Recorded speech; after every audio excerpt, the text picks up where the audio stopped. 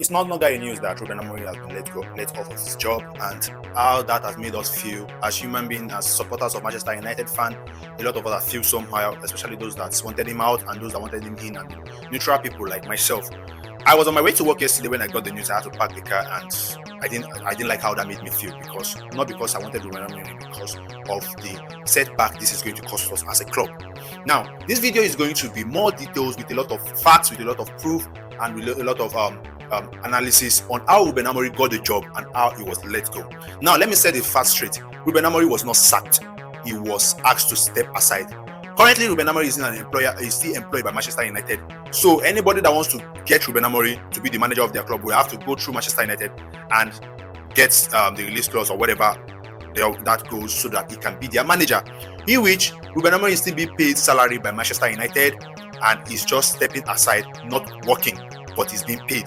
Which means that is why Ruben Amorim cannot come out to talk about the side of the story, because in every contract that is given to the manager of Manchester United, they have a non-disclosure agreement. So for the fact that he's still currently employed, you can't get those information out of him. Now, that being said, I'm going to go straight to how he was employed, how they were shortlisted, going from the former sporting director, because there's been a lot of backlash. A lot of people have been saying, no, it was done bad, no, it was done good. Nah, let's work with facts here. That is why this video is going to be long. That's why I'm saying it ahead of the time. So you might have to go to YouTube to get complete version for those that are on TikTok and on Instagram. So let's get straight into the video. For us to understand the whole story, we have to understand those that have roles to play. Those the common people, the common names that we'll be hearing that has to do with the whole management and how Ruben Amorim was hired and how he was fired. Now, it all started with Erik ten Hag wanting to let Erik ten Hag go. So we wanted a new coach. So we had before then our former sporting director Dan Ashworth, who was employed from Newcastle to become Manchester United sporting director. 6 months into his job, he was asked to bring a list of managers that was going to take over Erik ten Hag.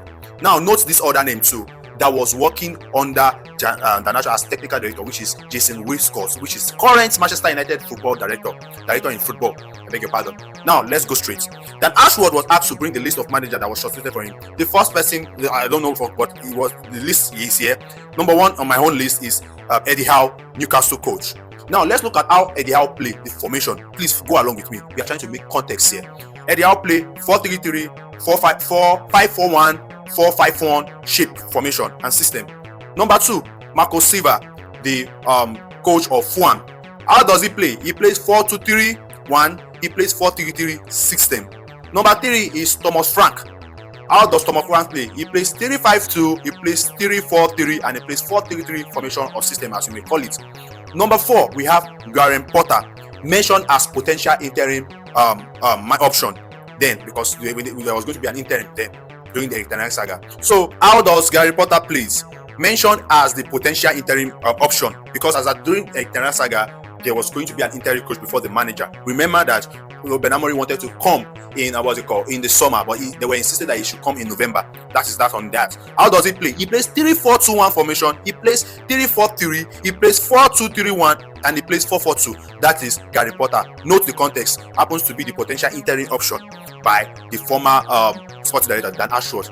Now, number five is Gareth Southgate. We all know the link they have. They've worked together in the England FA and they have common goal, which Gary Potter reported to be reported by source to be the favored choice due to their previous work with the England national team. Now, how does Gareth Southgate play? He plays 4-3-3, he plays 4-2-3-1, he plays 3-4-3, he plays 3-4-2-1. Now, note, these people that have favorites, note, out of these five lists, 3 out of them plays 3 backline formation, which means the management will have the sporting director will have decided that this is how we want to play moving forward. This is the system we want to play. And you cannot tell me that as a sporting director you want to play this way and you won't spend money.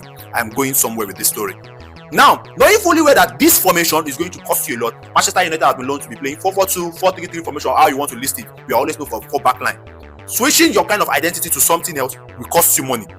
Now, in the meeting, we had Dan Ashworth, Omar Barada, Sir Jamie Ratcliffe, Jason Wilscott, the former technical director, present in the meeting when manager was going to be shortlisted. Note that Jason Wilscott was working under Dan Ashworth. I think I've said that before. Now, looking at this list, Omar Barada and Sir Jamie Ratcliffe disagree, because the people that were being pushed forward, Jeremy Southgate and Gareth Southgate and Graham Potter, were like going for, and note they have something in common, playing this 3 backline. Then Omar Barada will like, okay, this is our own person.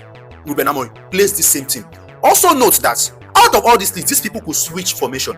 These people does not have just 3 backline. They could switch, but Ruben Amorim is the only one that has that is stagnant formation, and you see people still well for him. Now, this is what I want to drive my point from is there is no a cordial agreement amidst the board, amidst the CEO, Sergeant Ratcliffe, the sporting director, the technical director. Everybody's voices were not one, because there is no how you are going to employ out of the disagreement of the sporting director, and you think there's not going to be issue.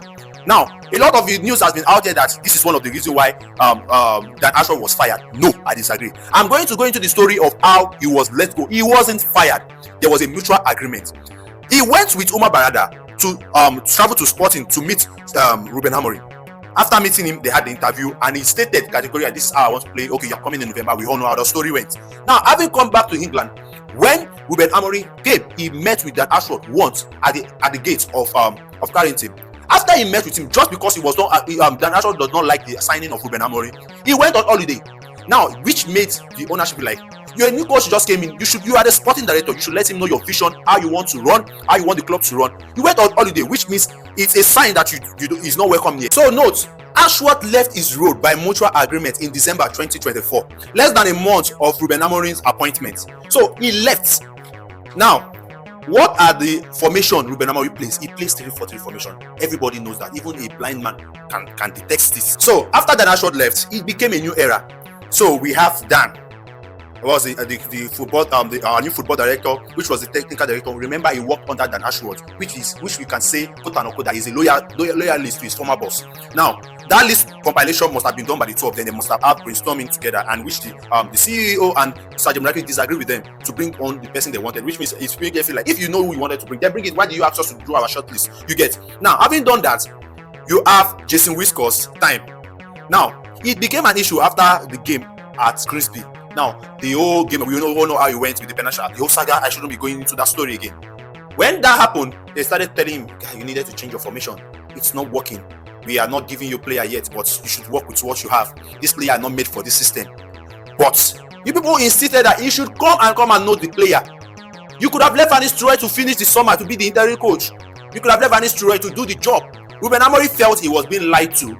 You are going to go to the transfer market for me, but the winter transfer market that came after his appointment, the only person that was gotten was Dogu.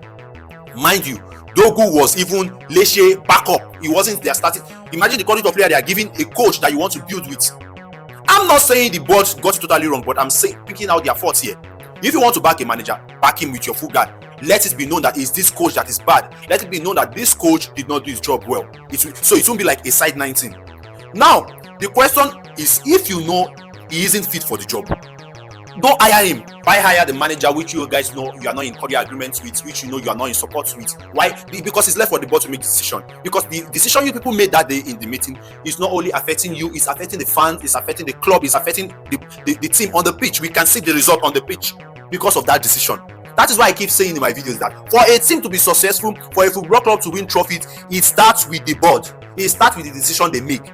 So this is what will make a club move forward. The reason why I am not so happy with this is because it's going to take us a step backward. A new manager that is coming, we want to build, we want to get player, we want to give him time to execute his plan. You get? Why not give, even though Ruben Amorim is not the coach that is going to, that you feel will not take us to the glory days, but you can build with him for some moments. Having proven guilty or not proven guilty, you can let us know that based on you supporting him. So this decision are just here and there. A lot of people are picking side. Ruben Amorim was not sacked, like I said. He was told to step aside. He is still currently employed by Manchester United, being paid. Till a club wants to employ him, then have to go through Manchester United. You get? The news that is being circulated out there is that Ruben Amorim was fired because of the video, because of his press conference after the match game against Leeds ended 1-1, because of the way he fled out, calling out name. And no, this is more than that. Because that has been the news that has been speculating. That's why I have to make sure I broke this video down to make us understood the process from the beginning, from the hierarchy down to Ruben Amorim. Is he the best coach? I don't think he is. But can the board do better? Yes. So that is why I have to take my time to list, attach videos, attach things to this video to make it very simple for us to understand. Do well to support this page, and I'll do more analytics video and breakdown like this. Let me know what you want to hear again about this whole saga. Put it in the comment section. Do well to subscribe on my YouTube channel. This page is here to make us educate us on sports more, and I'll do well to do my best to keep coming up and keep showing up. And I'm going to see you in the next one. I would love to hear your opinion in the comment section. Bye for now.